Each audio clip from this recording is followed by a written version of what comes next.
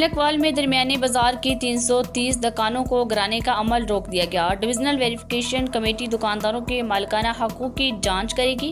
انتظامیہ ملکوال میں 330 دکانوں کے تجاوزات قرار دے کر گرانے کا نوٹس دیا گیا تھا، جس پر مرکزی انجمن تاجران ملکوال کے وفد نے ایم این اے ناصر اقبال وصال کے ہمراہ ڈی سی آفس منڈی بہاولدین میں کمشنر گجرانوالہ سید نوید حیدر شیرازی سے ملاقات کی، جس میں درمیانی بازار کے معاملے پر گفتگو ہوئی۔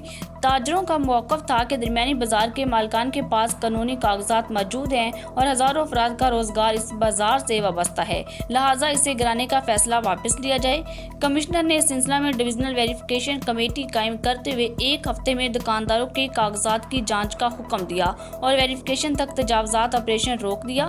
آپ کو بتاتے چلیں کہ چند روز قبل مقامی انتظامیہ نے ان دکانوں کو تجاوزات قرار دے کر گرانے کا اعلان کیا تھا، جس پر انجمن تاجران اور ایم این اے ناصر اقبال وصال نے فوری اقدامات کیے۔